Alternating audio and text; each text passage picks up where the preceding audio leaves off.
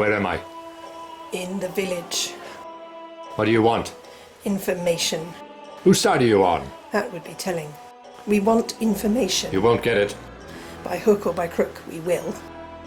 Who are you? The new number 2. Who is number 1? You are number 6. I am not a number. I am a free man. Ha ha ha ha ha.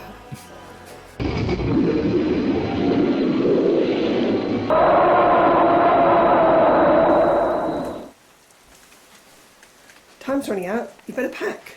Huh? Here, I've made you a nice cup of tea. Ah!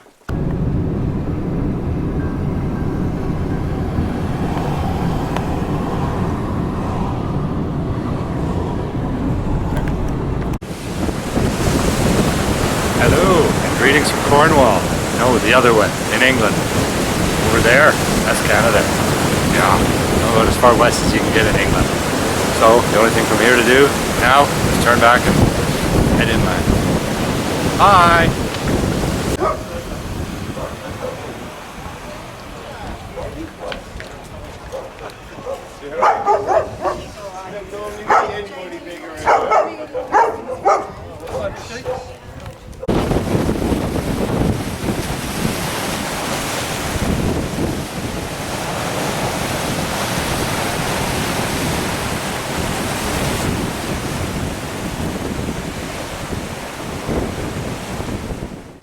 If you decide to go out exploring the old sites of Cornwall, one thing you've got to realize, especially if you're in a car, these sites are not in major urban centres. They're out in the middle of farmers' fields. They're down old country lanes. And most of these lanes, they were designed for horses. So if you run into another car, one of you's got to back up. Or worse still, you might run into a herd of sheep. Located on the cliff top between Cape Cornwall and Land's End, Carnglues has an amazing view west towards the Atlantic, the Scilly Islands, and the setting sun. The site was first excavated in the late 19th century, after local miners began telling tales of strange lights and dancing fairies, which caught the interest of national archaeologists. The site was originally covered with a cairn of stones approximately 20 meters in diameter. Within the interior, 3 stone kists were discovered, 2 with cremations inside. 2 further kists were discovered around the outside of the mound. In the center is possibly the earliest feature, an oddly shaped elongated pit. Fragments of funerary urns were found in the excavation and date the site broadly to the Neolithic and early Bronze Age, although a Roman coin was found in one of the kists, suggesting that the site may have continued to be of local importance much later.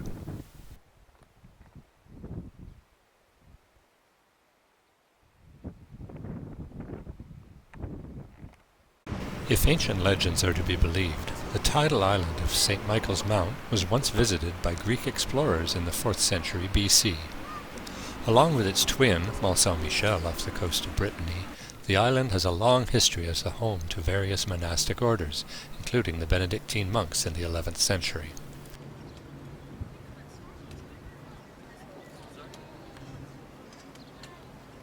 The original priory church was destroyed by an earthquake in 1275, and the current one dates from the late 14th century.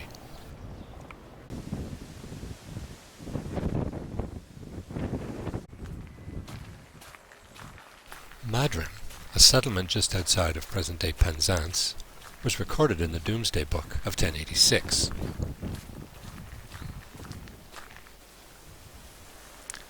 Here can be found the remains of a simple 13th or 14th century Celtic chapel, with a doorway facing the north.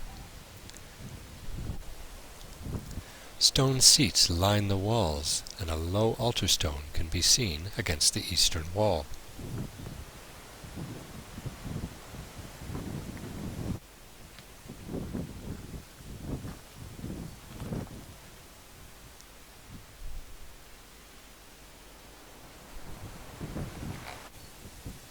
Spring water from the same source as the famed original healing well is fed into a stone basin in the southwestern corner. The building measures 7 meters by 5 meters and is now roofless. Despite its altar and dedication to Saint Madron, the name may be connected to the earlier Celtic goddess mother, Madron. A short walk from the chapel, Madron Well has long been revered for its magical and healing powers, as well as its supply of water to the local community. Strips of cloth, or clouties, are often tied to nearby branches and show its continued use.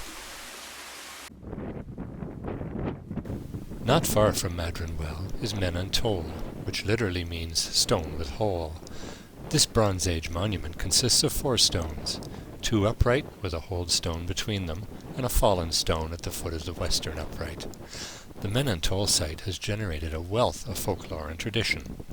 A local legend claims that if a woman passes through the holed stone backwards 7 times under the full moon, she will soon become pregnant. It is also said that if a changeling baby is put through the stone, the mother will get her real child back.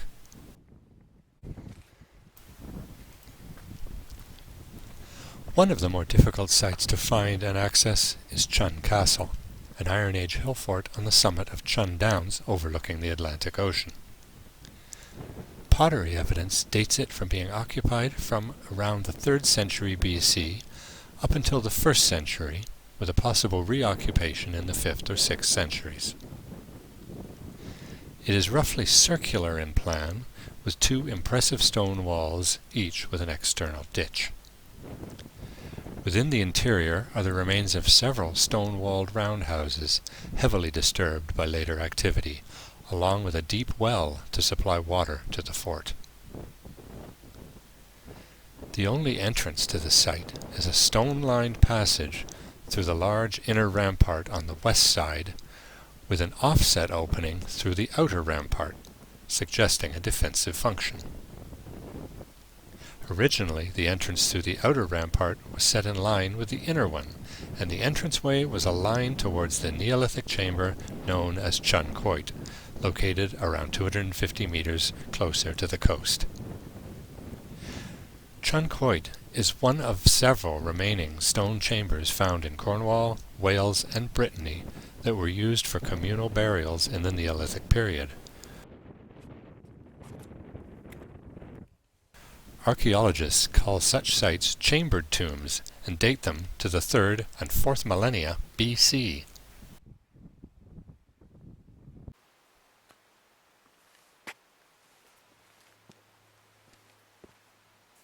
Walking into Chysauster, you can almost imagine the life that the people who lived there led.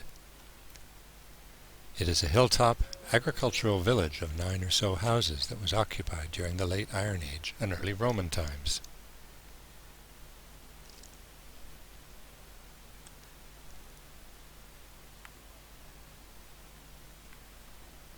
Each house is about 30 meters in diameter, quite large really, with an open central courtyard and 2 to 3 smaller rooms, which would have had thatched roofs at that time.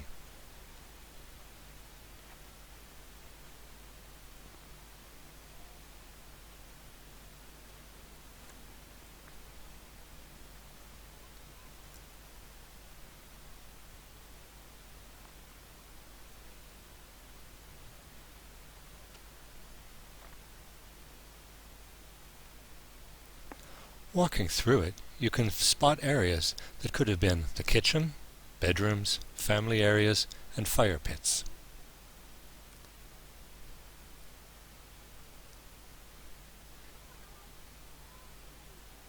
In the ground, there are also stone channels for carrying water to each house and wastewater away.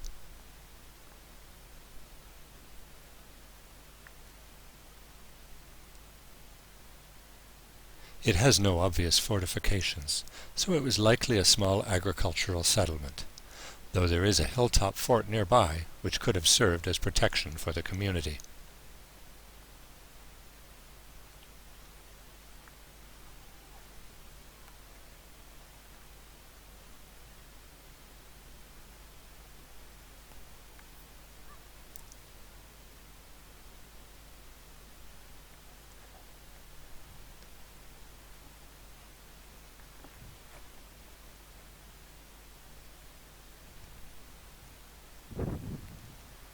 On the outskirts of the village lies a fogu, an ancient crypt or storage area, which is reported to be around 16 meters in length. Boscawen-un is another challenge for the persistent circle seeker.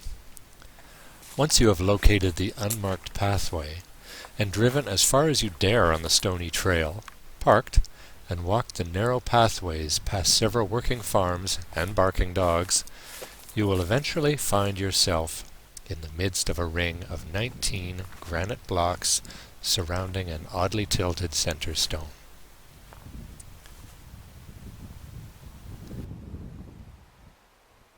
The circle itself has a diameter of about 24 meters, with irregularly spaced stones standing between 1 and 1.5 meters tall.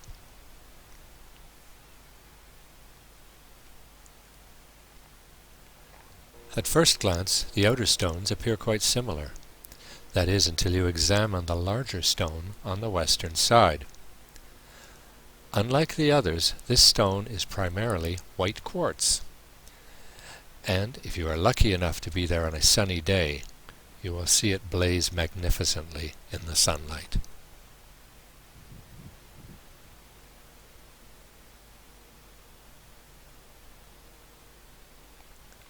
Dated from the Bronze Age, it has been suggested that it was a Druid meeting place in the later Iron Age. It was later documented as being a place of worship in medieval times. And even today, it continues to serve that purpose for many.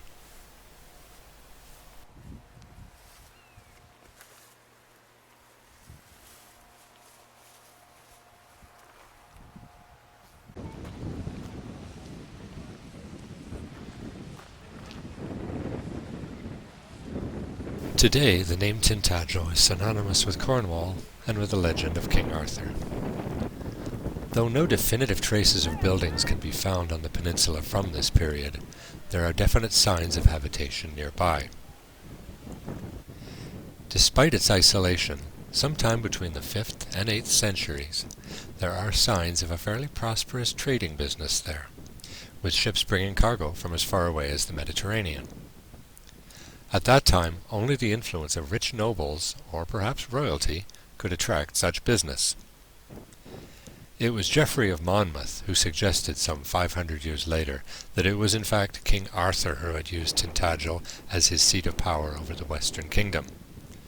So whether myth, legend, or fact, that story has stayed with us ever since. The castle ruins that are seen there today were built in 1233 by Richard, 1st Earl of Cornwall and younger brother of King Henry III. He likely chose that location because of the growing connection to the Arthur legend. Those who followed Richard paid very little attention to the area, using it in turn as a prison and later for sheep grazing. It wasn't until the late Victorian period that interest in the area brought archaeologists back to find the true story of Tintagel, a task that continually tries to separate historical evidence from centuries of myth and legend.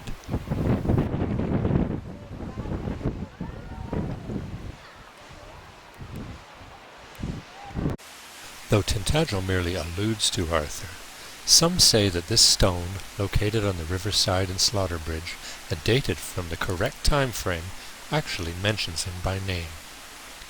With writing in Latin, as well as the rare Ogham script, it has given the likes of Tennyson, Chrétien de Troyes, as well as many modern historians, a great deal of food for thought.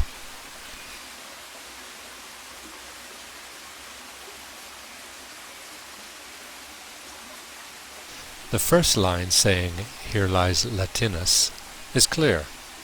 It is the second line saying, "son of," that is open to interpretation. Some say it says Magnus Arthurus, or Arthur the Great. Others are not so sure. Judge for yourself. The ongoing excavations at the site of Old Malorn village started in 2003. The location and name of the village were confirmed on a map of the area that dated from 1296.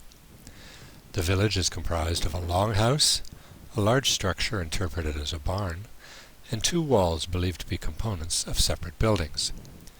All four structures are of a dry stone slate constructed and dated in the 13th century.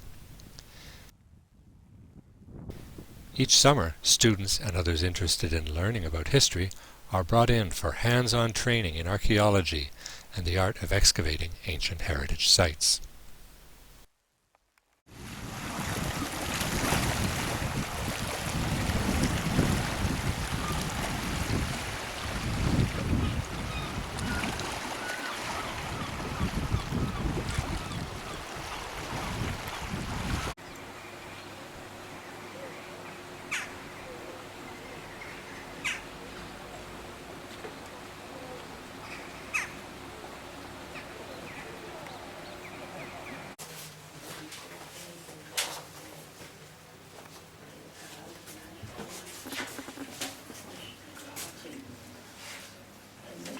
Wind and flame, and wave and tree, grant the thing I wish to me. By Robin, son of Art, and our good lady of the moon, by the sun that shines for us, by all the stars that look down on us, grant me my will, so may it be.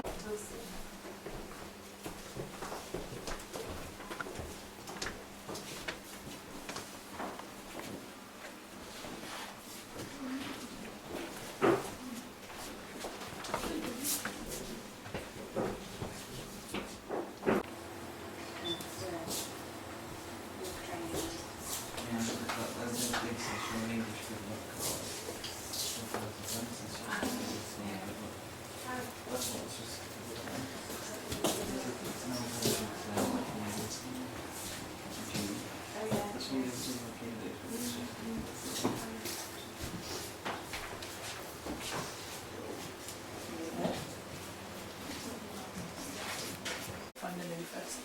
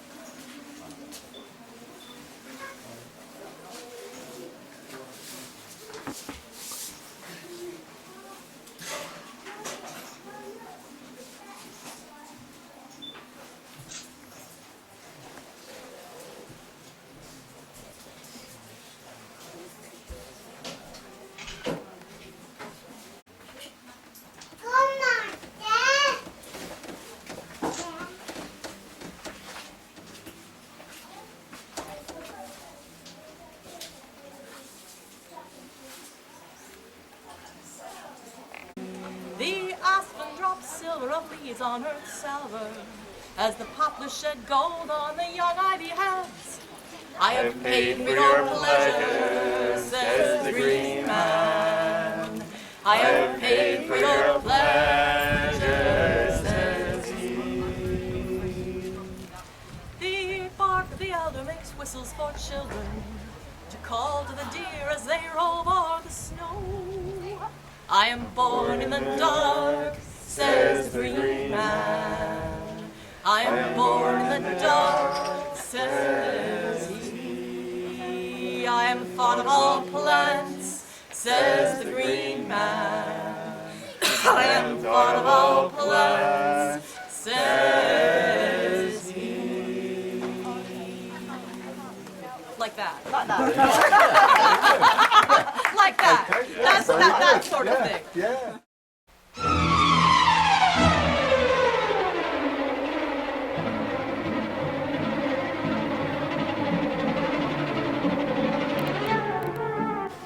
What do you want? Information. You won't get it. By hook or by crook, we will.